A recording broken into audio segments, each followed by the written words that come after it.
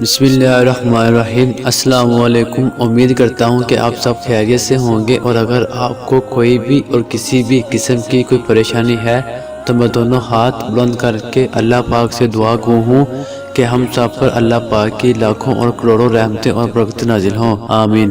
ناظرین، میں آج آپ کے لیے ایک بہت ہی زبردست ویڈیو لے کر آیا ہوں کہ اگر آپ کو گندے خیالات آئیں تو کیا کریں۔ آگے بڑھنے سے پہلے آپ سب دوستوں سے گزارش ہے کہ اگر آپ نے اس چینل کو سبسکرائب نہیں کیا تو کائنڈلی سبسکرائب کر لیجئے اور بیل آئیکن پریس کر لیجئے۔ اس سے یہ ہوگا کہ آپ کو ہر آنے والی ویڈیو ٹائم پر مل جائے گی۔ تو دوستو، میں ہوں سنی اور آپ دیکھ رہے ہیں سنی ٹی وی۔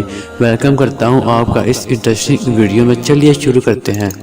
ہمیں دماغ میں گندے خیالات کیوں آتے ہیں؟ ایک شخص حضرت علی رضی اللہ تعالیٰ عنہ کی خدمت میں حاضر ہوا اور بولا، اے امیر المومنین، مجھے سوتے جاگتے چلتے پھرتے اور نیند میں گندے خیالات بہت آتے ہیں۔ میں ایسا کیا کروں کہ مجھے نیند میں گندے خیال نہ آئے؟ حضرت علی رضی اللہ تعالیٰ عنہ نے فرمایا، اے شخص، انسان کا جسم اس کے حواس میں ہوتا ہے اور اس کے اپنے کنٹرول میں ہوتا ہے۔ انسان جو کچھ سنتا، دیکھتا اور محسوس کرتا ہے تو وہ چیزیں دماغ سے کبھی ختم نہیں ہوتی، بلکہ بار بار اس کے دماغ میں آتی جاتی ہیں۔ بلکہ انسان کے دماغ میں ایک سوچ سی رہ جاتی ہے اور بار بار وہی چیزیں سامنے آئی جاتی ہیں اور اسی سوچ سے خیالات جنم لیتے ہیں۔ نبی کریم صلی اللہ علیہ وسلم نے فرمایا کہ یاد رکھنا، گندے خیالات آنے کی سب سے بڑی وجہ بری صحبت ہے۔ جب انسان دوستوں میں بیٹھتا ہے تو وہاں گناہ کی باتیں کرتا ہے، اور وہ جو باتیں کرتا ہے وہ اس کے دماغ میں باقی رہ جاتی ہیں، اور کبھی نہ کبھی شیطان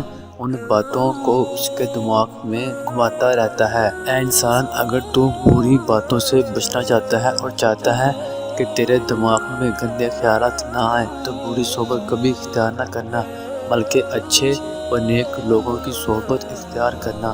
تو دوستو، یہ تھی آج کی ویڈیو۔ امید کرتا ہوں آپ کو یہ ویڈیو اچھی لگی ہوگی۔